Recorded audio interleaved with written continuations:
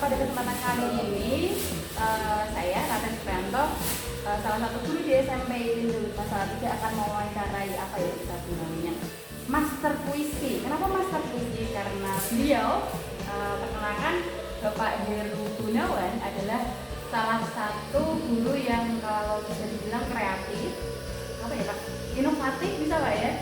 Kemudian apa ya terlalu kalau kita bilang karyanya itu banyak sekali tapi unpublished, belum dipublish.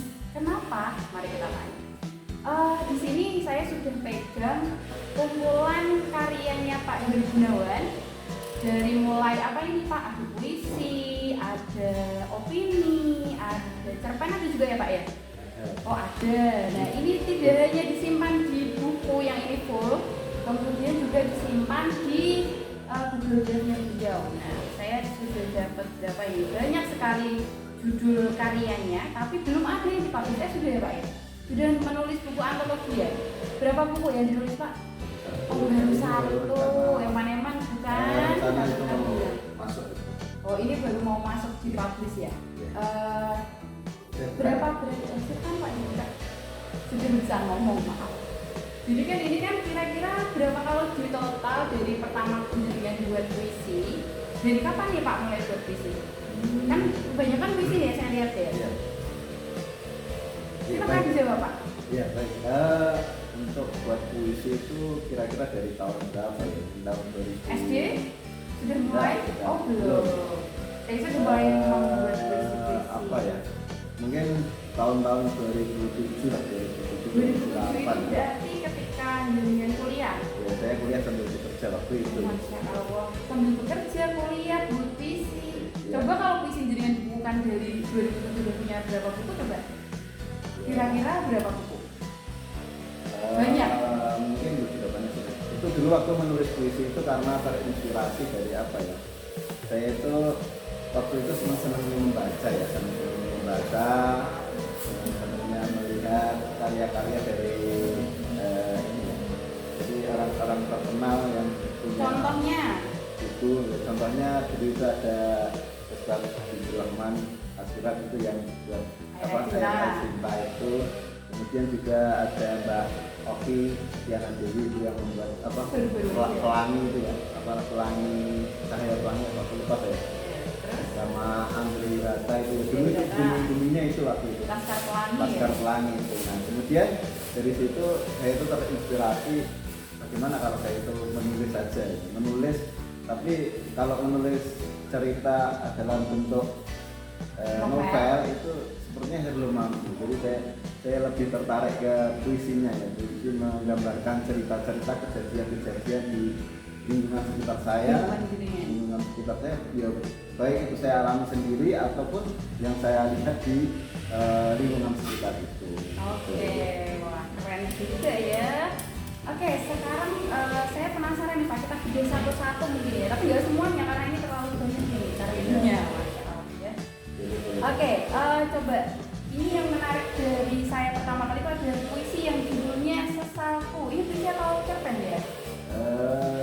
Puisi. Coba kita buka. Lama sekali ini Pak loginya Pak. Ya, karena koneksi internet luar biasa ya. Oke, bacakan sedikit ya. Sesalku. Sejuk tirta membasahi binarku dalam dekapan rindu yang menyatu akan segala kuasamu. Terus kemudian bentar Pak. Bisa kan? Iya. Tetes ulu air mataku mengalir deras dalam balita syahdu. Titipan gak berbunyi dalam hatiku. Dan judulnya aja Sesalku nih, tapi kok dari depannya sudah sepertinya malah kayak lebih terasa gratitude ya, apa ya, syukur ya. Ini bisa diceritakan Pak? Oh iya. Maksudnya apa ini? Salah itu judulnya buat ini nggak ada tanggal, belum ada tanggalnya ya? Tanggalnya saya lupa. Dulu kalau buat karya itu kan tanggal Bapak atau Ya mungkin kalau yang di buku mungkin ada tanggalnya. Nah, di buku mungkin ada tanggalnya. Itu karena sudah saya salin di komputer sudah saya tandai. Nah itu ungkapan perasaan tobat dari seseorang. Seseorang itu dirinya atau orang lain? Ya bisa jadi saya, bisa jadi orang lain. Puisi ini maksudnya lupa saya sudah lama, itu sudah 13 tahun yang lalu. 15 tahun waduh. Dia mungkin yang kurang lebih sekitar itu 12-13 tahun yang lalu. Ini bukan dari Anda sendiri? Apanya? Nulisnya dari saya sendiri. Maksudnya Pengalamannya? saya itu menggambarkan bahwa kadang-kadang orang itu kan berbuat tidak baik, ya kalau orang-orang bikin lagu itu kan ada yang lagunya itu adalah sebuah penyesalan dalam hidupnya. Nah itu saya ingin menyebutnya seperti itu. Jadi penyesalan hidupnya bahwa manusia itu kadang-kadang kan berbuat tidak baik, berbuat jahat, berbuat dosa dan sebagainya. Itu kemudian ada ungkapan rasa penyesalan itu diungkapkan kepada sang kuasa, sang pemilik hidup, melalui doa-doanya, itu sholat malam loh. Ini saya gambarkan saja buat sholat malam. Di dalam sholat itu dia memohon ampunan dan menyesali atas perbuatannya. Di balutan apa itu? Balutan apa tadi? Salju. Sudah saya jadi Pak ya. Iya. Jadi di dalam suasana yang sejuk, di suasana yang malam hari itu, di pertengahan di ujung malam itu ada renungan penyesalan tentang dosa-dosa seseorang itu dan mengharap apa ya, kalau kita bisa simpulkan itu hubungan kita dengan sang pencipta. Ya. Gitu. Saya kira ada cita-cita Ya tidak semuanya. Oh tidak semua ada. Oh ini yang ada cita-citanya mungkin setengah harapanku telah kembali nih. Silakan. Oh iya kita baca ya. Sepertinya harapannya tidak full. Saya mungkin agak lupa isinya apa. Oke. Saya bacakan ya Pak ya. Judulnya setengah harapanku telah kembali. Dan kala itu kau datang dengan semangatmu, berjuta harapan kau datang padaku, berharap berjuang memperbaiki harapan semu yang harus dirubah agar lebih maju. Kupercaya padamu kau pasti bisa. Aku pun belajar untuk menerima.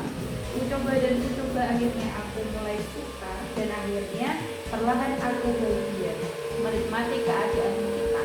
Namun saat ku telah jatuh hati, mengapa engkau seolah pergi, meninggalkan aku sendiri di sini, tinggalkan dalam sepi, hanya karena beberapa kalimat yang tak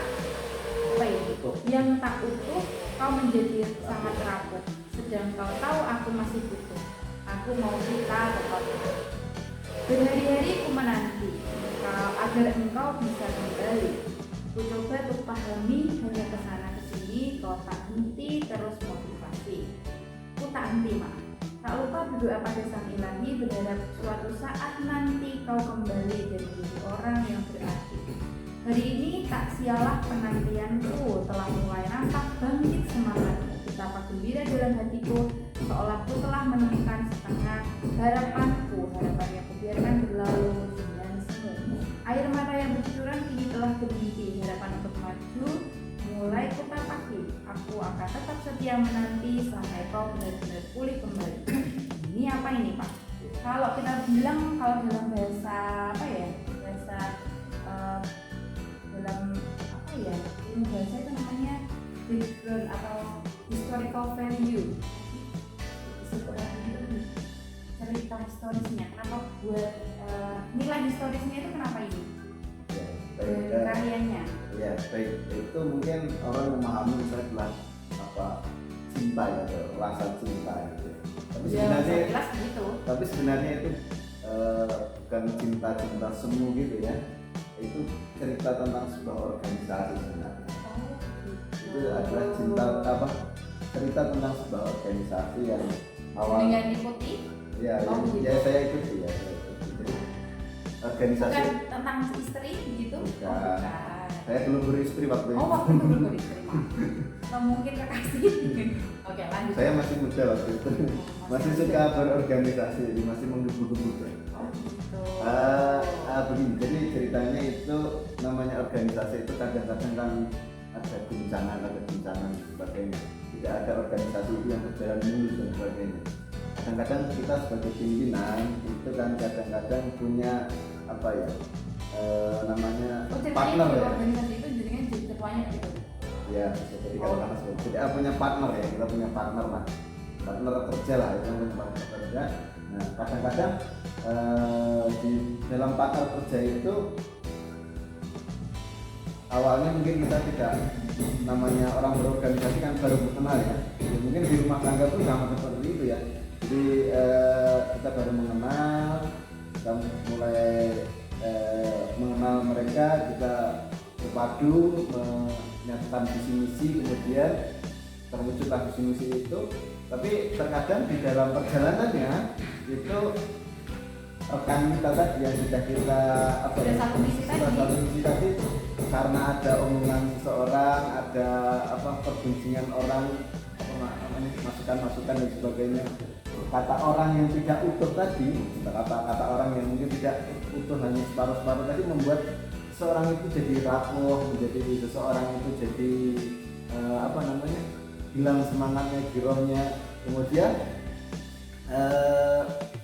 membuat organisasi itu, membuat tim itu jadi tidak solid lagi, ada perpecahan lah, istilahnya ada goncangan. Nah, itu sebuah realita yang saya kira itu tidak hanya di organisasi anak muda, organisasi orang dewasa, bahkan di partai, di rumah tangga, di sebuah negara pun saya kira hampir sama ceritanya seperti itu.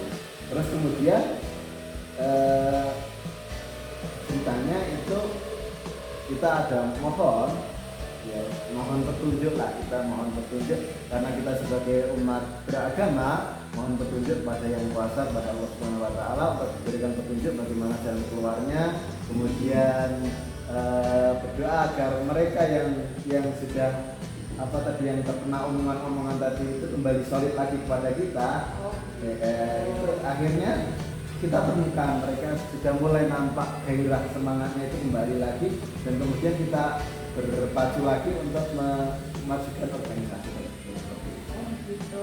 Sekarang nih ada lagi nih yang menarik, judulnya Ingatlah Dia. Isinya tahu? Ingat nggak? Judulnya Ingatlah Dia. Oh ini jadinya buat 9 April 2019, baru aja ya? 2 tahun ya. Judulnya Ingatlah Dia. Dia memang hanya manusia biasa, tak luput dari segala salah dan dosa. Mungkin seringkali ia membuatmu kecewa, seringkali buatmu marah padanya, tapi ingatlah kebaikannya. Saat kau sakit, ialah yang merawatnya. Saat dia capek, terkadang kau menjaganya. Kau pun halal menyentuhnya. Nah, ini ada kata-kata halal menyentuhnya. Ini kayaknya sudah ada mengkerucut kemana ini? Dia manusia sudah memang luar biasa. Di luar memang banyak yang mempesona, namun kau tak boleh menyentuhnya. Membayangkannya saja sudah bisa. Kau pun tak boleh terlalu memandangnya. Jika kau tergoda, ingatlah Dia yang telah berjanji padanya. Bersyukurlah bila ada yang membantu menjaga hatimu, meski dia tahu tentang perasaanmu. Dia lebih baik menghindar darimu daripada membuat kacau hatimu. Lepaskanlah dia dari jerat hatimu. Ingatlah dia belahan jiwamu. Tak perlu kau kecewa, doakan saja dia segera bertemu jodohnya. Siapa ini maksudnya? Menggapai bahagia dalam hidupnya. Bisa diceritakan dengan jujur dan benar. Ini tahun 2019 ya, berarti ini sudah jadi guru SMP itu apa Pak? Ya. Oh sudah. Baik, sebenarnya itu sama, artinya tadi seperti yang tulis sebelumnya tadi ya. Jadi dalam organisasi, dalam rumah tangga, kadang-kadang ini ke organisasi atau rumah tangga gitu? Ya kalau itu mungkin di rumah tangga bisa. Kenapa masih mungkin? Iya bisa, tapi artinya apa namanya? Ini inspirasinya dari mana? Pertanyaannya. Inspirasinya, namanya apa? Berjangga dan saya Iya. apa? Ya kita cari banyak referensi lah, banyak referensi, banyak. Kalau dari lubuk hati yang paling dalam ini dari mana? Dari kehidupan dunia? Ya tidak 100% saya. Artinya ya kejadian-kejadian yang kita alami itu kan bisa menginspirasi bagi saya. Terus ada kata-kata engkau pun halal menyentuhnya, ini maksudnya istri? Iya, saya ceritakan dulu ya. Oh iya, ceritakan. Tapi yang jujur ya Pak ya, jangan ditutup-tutup. Ya saya ceritakan. Artinya dalam sebuah kehidupan romantisme keluarga itu kan kadang-kadang banyak ujiannya. Ujiannya itu memang tidak sekali dua kali ya, kadang-kadang banyak sekali itu yang satu melihat mungkin akan kembali ke ujian lain. Tetapi pada hakikatnya ketika manusia itu sudah berjanji dengan sang istri, dengan kekasihnya, itu ada satu janji yang harus selalu ditepati, bahwasanya godaan-godaan apapun yang ada di luar, yang jujur saja ya, sebagai seorang lelaki jadi kan tertuju dengan orang lain begitu maksudnya. Ketika kita dalam kondisi yang lemah, itu bisa jadi tergoda dengan orang lain. Oh, ini Jinan tulis berarti ketika Jinan tertuju dengan orang lain kah? Bisa jadi seperti itu. Iya. Ya lanjut Pak. Mungkin sebenarnya cerita ini berlanjut panjang sekali.